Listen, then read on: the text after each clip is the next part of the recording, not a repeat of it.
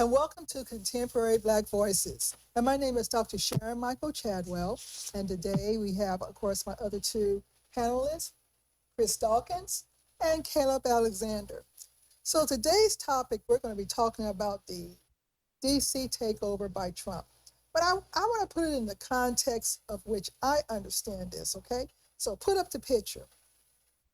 So once upon a time, the white dude on the right, Edward Big Balls Corstein, worked for Doge.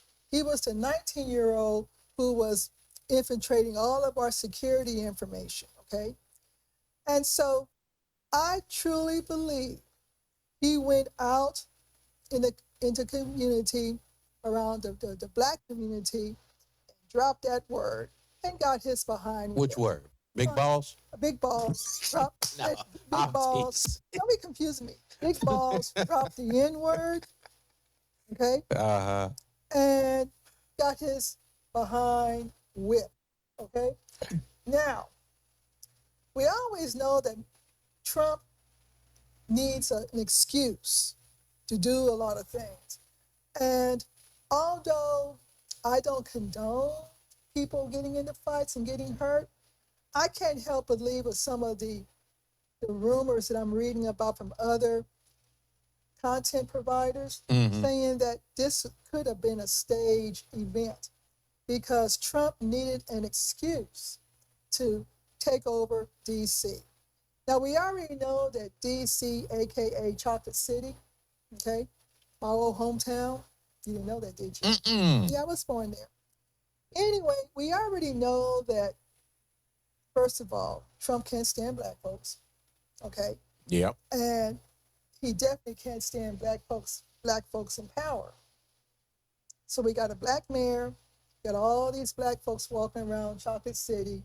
We got a lot of white folks who live in Chocolate City, okay? And they're saying, no, we're not going to allow this takeover to occur. And then the other thing that we're seeing now is Trump telling the police officers, do whatever you have to do to maintain law and order.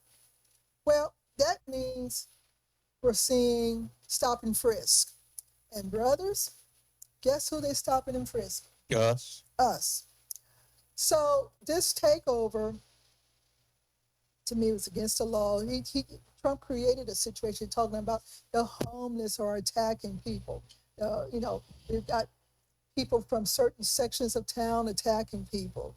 And Big Balls probably went out there and started all of this to help Trump expedite this action. So what are you guys thinking about all this? Well, first of all, Trump started off talking about he was taking over D.C. because of the homeless people, okay? And I don't even know if this incident had happened before that, before he said, to take over D.C. because of the homeless people. He was rounding up all the homeless people.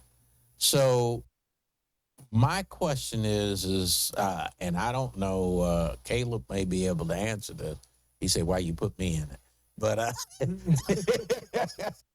I'm wondering, what is the difference between what has happened now and what Trump has done now and a taken over by martial law? Because I'm really thinking that, he's already been on this anti-homeless kick anyway, right? And when he told the homeless people, look, we got two choices. Get out of town or we're going to put you somewhere. And to me, those put you somewhere means either into an insane asylum or a mental institution. I don't know what the political correct way of saying it. Okay. And then also, they got all of these detention centers that probably need people in it. But for the homeless people, it's not good. But Trump has been on an anti-black routine for a while. Some of it is in your face, and some of it is very, very subtle messaging, right, that we're seeing.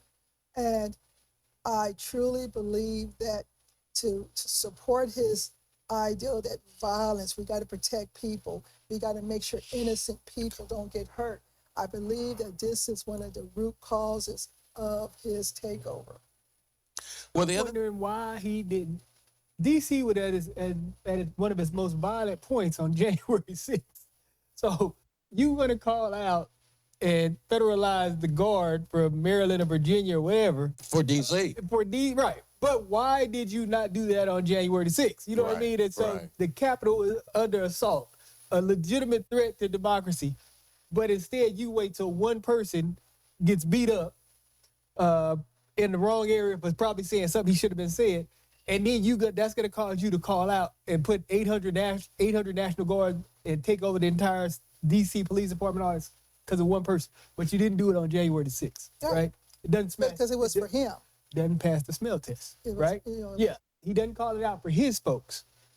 You know what I mean? But he doesn't, when his folks are in the wrong and they're doing the assault, they're threatening democracy, no, they're fine. That's not a time for guard. But when, you got one single individual who gets beat up, then all of a sudden it's a national emergency. You know what I mean? It just doesn't make sense. Doesn't pass the smell test. And he tries to say this is because of crime in D.C. Yeah. It's always been there. But crime has been reduced. Exactly. It's gone Exactly. Down. Right. So it doesn't make any difference to me what he says. Mm-hmm. And it does make a difference what he does, because what he says makes no sense. Mm-hmm. And what he does makes no sense. But no, and then like Doc said, it looks like it's an assault again on Black power, Black-led cities, Black leadership, and probably this perpetuation of the Reagan stereotype about Blacks are incapable of managing or running things, or I think it feeds into that stereotype as well. When you have what the Democrat-run cities, you know what I mean, or whatever whatever term they like to use these days is a euphemism for Black cities or Black-run cities. Mm-hmm. Woke cities, whatever they want to use to hide their racism. But no, this right here, and it's clearly unconstitutional. I'm glad the city of DC has actually filed a lawsuit in federal court against them, because it is unconstitutional, and it clearly violates the Posse Comitatus Act. The what? The Posse Comitatus Act, okay, and several other acts as far as federalizing troops and quartering troops into the cities and all that kind of stuff like that. So it violates several constitutional statutes. Well, with that being said, we're going to come right back and continue our discussion.